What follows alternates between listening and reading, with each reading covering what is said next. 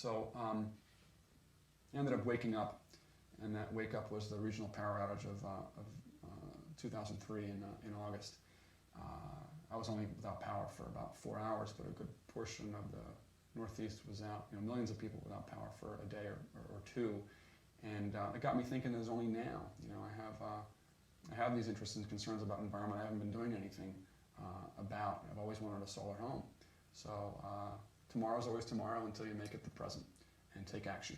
So I decided to take action and had equity in the home. I thought it wasn't definitely couldn't do a better thing with it than reinvest it in myself and change my lifestyle and something that I was really passionate about and started to become more passionate about. So I did some research and went to a website. If you live in New York State, the New York State Energy Research Development Authority, NYSERDA, has a website called powernaturally.org. Let me move that over here for you. Powernaturally.org, which is a great site where you can find out about, for instance, I'm on the page here for solar incentives, but this is what their main site looks like. And solar incentives, clean power estimator, wind incentives. You move this over, they have an online tool where you can put in your zip code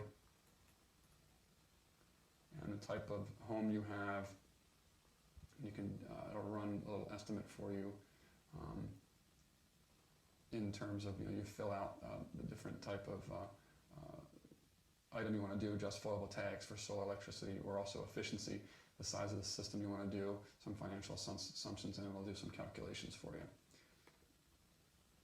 But there's also, oops, let me go back a couple pages here.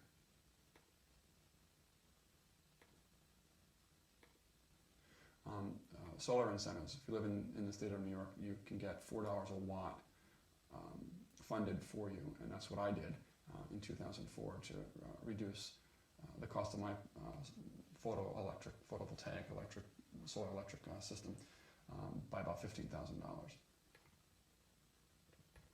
Now, there's also obviously other state incentives if you don't live in New York, and dsireusa.org is the database of state incentives for renewables and efficiency, and that site is right here. You just choose the state you live in, and you can find out more specifics about tax credits, local rebate programs, different incentives.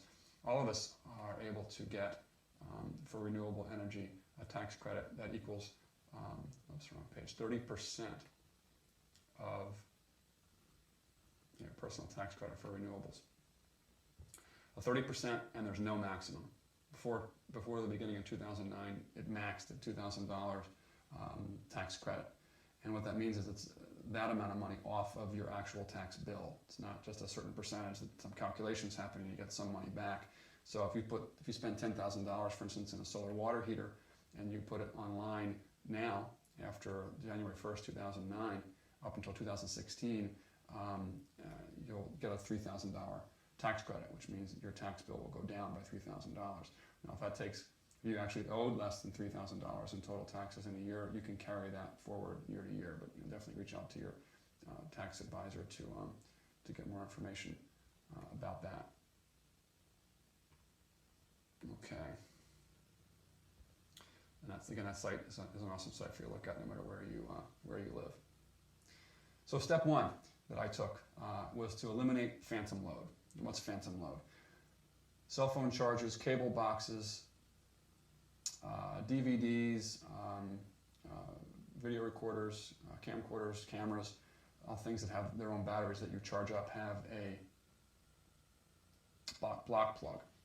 And those block plugs continually use power, even when you have the device that's powering them off. So a real simple solution is to go to a store and pick up a power strip for a few bucks and use that power button to cut the power. And we're not talking about a few watts, obviously, on an appliance when it's off. But over time, if you add up all the appliances that you or devices you have that are using this phantom load over the course of a month and over a year, you'll be saving a few dollars, and taking the low-hanging fruit, as I say, that if you're not using the power, you're not burning the fuel. If you're not burning the fuel, you're not making the carbon. And even if you have a renewable energy system that's powering these things, the less that you use, the more you can bank into the system or use to charge your battery. So really an important first step. Step 2 is to replace all lights with compact fluorescents. That's something I did in 2003. I was really educated well by the installer that I chose to use, and really encourage and hope that any installer that you use for any renewable systems will focus first on showing you how to reduce your overall usage. Why continue to waste? And there's clearly a lot of waste that we don't even realize that we have in our lifestyles, just the way our human systems have been designed and developed, that will save money. And why continue living the way you live and spend X thousands of dollars on a renewable energy system, because part of it is waste. So right sizing is really important. And so by reducing some of your load, you can then right size, you spend less money out of pocket for a system that's a little bit smaller, which will still meet your needs. So one of the second thing I did, besides cut the phantom load, then was to change to compact fluorescents. And in doing so, I actually calculated all the wattages of all the bulbs I unscrewed, and then subtracted that total from the wattage of the compact fluorescent I put in its place. And it turned out it was 2,000 watts of electricity I had eliminated from the home. Clearly I'm not turning on every light all the time. That's not the overall point I'm making, is that there's a major difference in how much power an incandescent light uses compared to a compact fluorescent. So it definitely pays for itself in the long run, and a very smart thing to do.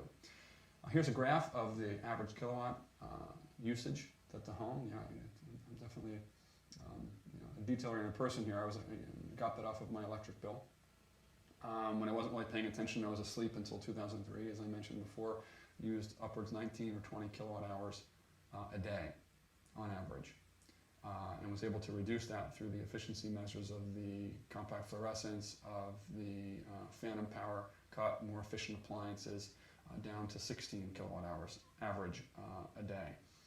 In 2006, started to creep up because as my teenage boys started getting older, they like to use a lot more video games, and that much more in 2008, up to 18 a day, because we now have a plug-in hybrid.